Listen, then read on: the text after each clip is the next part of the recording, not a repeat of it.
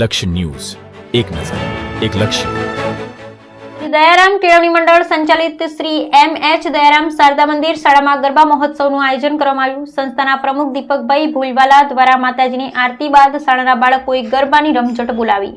શ્રી દયારામ કેળવણી મંડળ સંચાલિત શ્રી એમ.એચ. દયારામ શારદા મંદિર ડભોઈ શાળા ખાતે માં આદ્યાશક્તિ અંબેમાના નવરાત્રી પર્વની ઉજવણી રાખવામાં આવેલ હતી. શાળાના શિક્ષકો તથા તમામ વિદ્યાર્થીઓ અને વિદ્યાર્થીનીઓ ટ્રેડિશનલ ડ્રેસ પહેરીને જ શાળામાં હાજર રહ્યા હતા.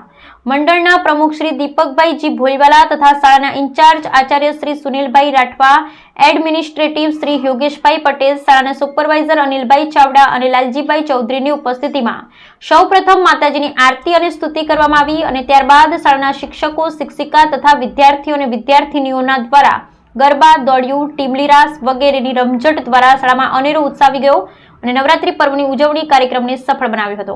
શ્રી દયારામ કેળવણી મંડળ સંચાલિત શ્રી એમ.એચ. દયારામ શારદા મંદિર ડભોઈમાં આજરોજ તારીખ 5/10/2024 શનિવારના રોજ માં આદ્યશક્તિ અંબેમાના નવરાત્રી પર્વની ઉજવણી રાખવામાં આવેલ હતી. શાળાના શિક્ષકો, શિક્ષિકાઓ તથા તમામ વિદ્યાર્થીઓ અને વિદ્યાર્થીનીઓ એડિશનલ ડ્રેસ પહેરીને શાળામાં હાજર રહ્યા હતા.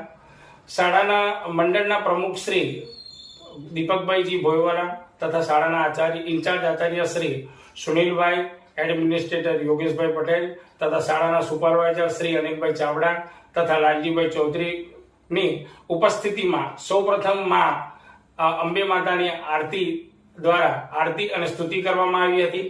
ત્યારબાદ શાળાના શિક્ષકો અને શિક્ષિકાઓ તથા વિદ્યાર્થીઓ અને વિદ્યાર્થીનીઓ દ્વારા ગરબા, દોડ્યું, ટીમલી, રાસ વગેરેની રમઝટ દ્વારા શાળામાં અનેરો ઉત્સાહ આવી ગયો હતો અને નવરાત્રી પર્વની ઉજવણી કાર્યક્રમને સફળ બનાવ્યો.